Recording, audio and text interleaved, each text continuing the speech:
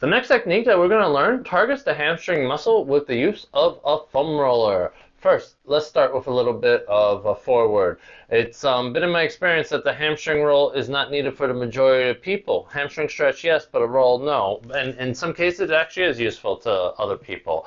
I've noticed with my professional experience that when there's tightness or limitation in the area, it's not just the hamstring that's causing the issues, but it's tight fascia along that same myofascial chain of muscles, which in less scientific terms means that it's not your hamstring that's causing tightness, but it's your calf, or it's your glute, or your lower back that shares fascia, and they pull.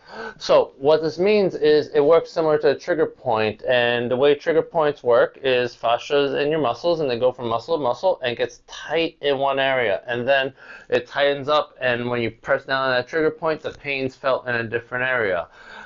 That is kind of the rule with both trigger points and with tightness when it builds from muscle to muscle in a related area. Now let's go into the technique. So I'm going to take my roller. I have a short roller. This one I believe is about 12 inches or 18 inches. It's not the full 36. The full 36 would be super long.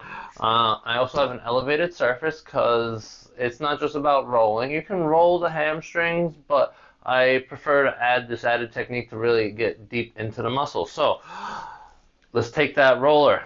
Let's get it between our soft surface and our muscle.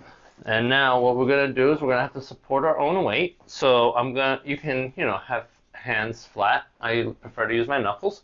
We elevate and we go back and forth. Now I have a relaxed knee. It's just gravity has it kind of like at a 45-degree angle because it's partially off the table and it's the table's a little bit ahead of it.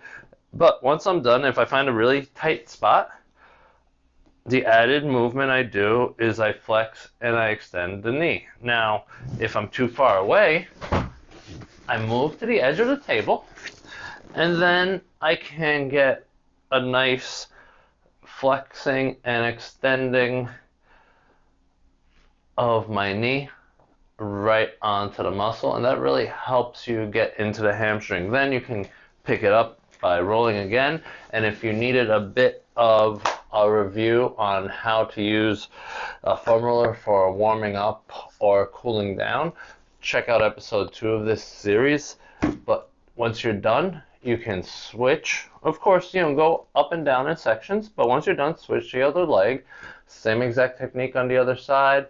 Make sure you're supporting yourself. It's better to have your shoulders and hands stacked, and you don't want it out here as you lift because that's going to put a lot of stress on the shoulder, and if you already have shoulder problems, that's going to really mess you up. So close to the body, roll back and forth, find a tight spot. You can do the flexing and extending of the knee to really work the hamstring muscle, and then you'll have just done the rolling of the hamstring muscle on both sides.